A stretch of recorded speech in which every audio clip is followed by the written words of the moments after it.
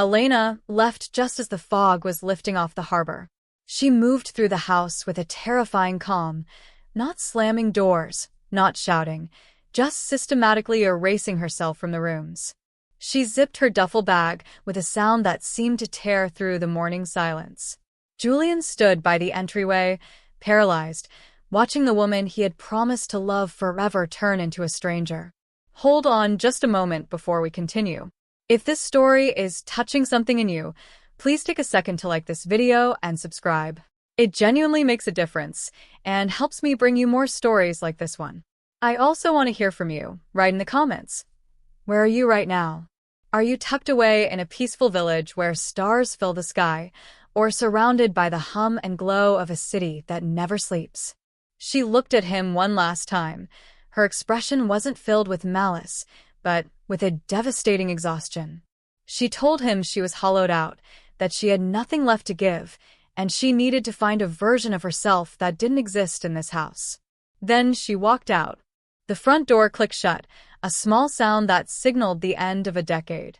Julian remained in the hallway long after the sound of her engine faded. The grandfather clock in the foyer marched on. Outside, the world woke up. Delivery trucks rumbled. Neighbors walked dogs. Life insisted on moving forward, even though his had ground to a halt. The cruelty of the timing was sharp. Julian wasn't alone in the wreckage. Clara, Elena's mother, was currently living in the guest suite. She had come 3 weeks prior, nursing a fractured ankle that required rest and elevation. The arrangement was supposed to be temporary: heal, rehabilitate, and return to her apartment in the city. No one had scripted a divorce into the middle of her recovery. Now, the sprawling lakeside cottage felt like a museum of failures. Julian spent the first day avoiding the common areas, hiding in his study, staring at unpaid bills without seeing them. He replayed the reels of the last year, searching for the exact second the foundation cracked. He wondered if he had been deaf to Elena's unhappiness, or if she had been too good at hiding it. Down the hall, he could hear the rhythmic thud of Clara's crutches. She moved with purpose, but quietly. She brewed coffee. She folded laundry. She existed in the periphery, a ghost of the woman who had just left him. Neither of them spoke Elena's name. It felt like a landmine waiting to be stepped on. By evening, the silence had transformed from awkward to suffocating. Driven by a hunger he didn't want to feel, Julian finally walked to the kitchen. Clara was there, leaning against the counter, stirring a pot of stew. She looked diminished, not by age, but by the weight of the situation. When she saw him, she didn't offer platitudes. She just pointed to a bowl. "Eat," she said simply. "You'll need the strength." Julian sat. The food was warm, grounding. They ate with the width of the wooden table between them. The only soundtrack was the clinking of spoons and the wind picking up off the lake. Clara didn't ask for details. She didn't apologize for her daughter. That restraint was a mercy Julian hadn't expected. Later that night, the weather turned violent. A gale swept in off the water, rattling the window panes. Suddenly, the power grid surrendered, plunging the cottage into absolute blackness. Clara lit a kerosene lamp and set it on the coffee table. The golden light flickered, casting long, dancing shadows against the walls. Julian migrated toward the glow, needing the company more than the light. For the first time since the door clicked shut, they truly looked at each other. "I know this is hell," Clara said, her voice low. "You don't have to pretend for me, Julian." Julian watched the flame dance. "I didn't think she'd actually go," he confessed, the words scraping his throat. "Neither did I," Clara admitted, taking a sip of water. "But I saw the drift.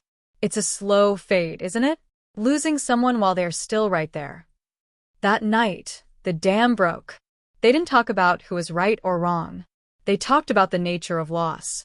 Clara spoke of her late husband, of the cavernous silence he left behind, and how she learned to build a life around the hole in her heart. Julian listened, really listened. He realized that grief was a language Clara was fluent in, and for the first time in days, he felt less isolated. When the electricity finally buzzed back to life, the artificial light felt harsh, intrusive. But the tension in the room had evaporated. Clara bid him good night, and Julian stayed up, watching the embers of the fire die out, feeling a strange, new calm settle over him.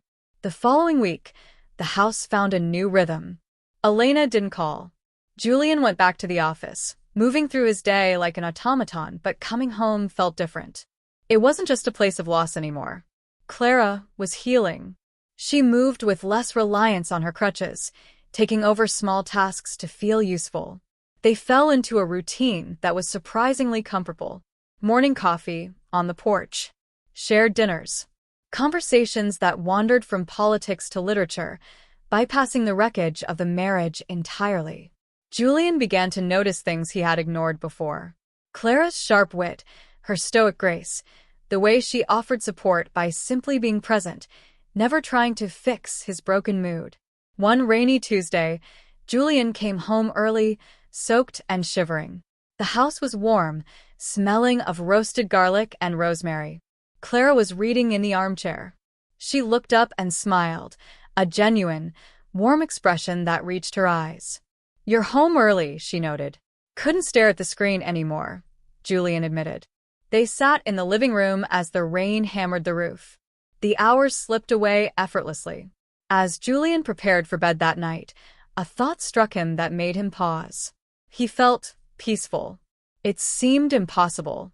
His marriage had just incinerated, yet here, in the quiet company of his mother-in-law, he felt a stability he hadn't known in years. He told himself it was just companionship, a survival mechanism. But he knew the atmosphere in the house was shifting. It was becoming something intimate, born of shared scars. Work kept him occupied, but his mind drifted back to the cottage constantly. The dynamic with Clara had become the anchor of his day. She shared stories of her youth, of dreams she shelved to raise a family. Julian confessed his insecurities, his fear that he was unlovable. Clara never judged. She listened with an intensity that made him feel seen. One evening, Julian returned home utterly drained. The world felt cold and sharp. Inside, Clara had set the table. "You look like you've been carrying the world," she said softly. Julian sank into the chair. Clara poured him a glass of wine and slid it toward him. As he reached for the stem, his hand brushed hers. It was an accident, a fleeting contact. But both of them froze. The air in the room suddenly grew thick, charged with something unspoken. Clara withdrew her hand first, clearing her throat. "I'm sorry," she murmured, looking away. "It's fine," Julian said, though his pulse was hammering a frantic rhythm against his ribs. They finished the meal in a silence that was louder than any conversation. The line had been approached, visible for the first time. Julian lay awake that night, dissecting the moment. It wasn't romance in the traditional sense, but it was a profound, confusing connection. It was the comfort of being understood, mixed with the vulnerability of loneliness. The next day, Clara was evasive. She stayed in her room, reading.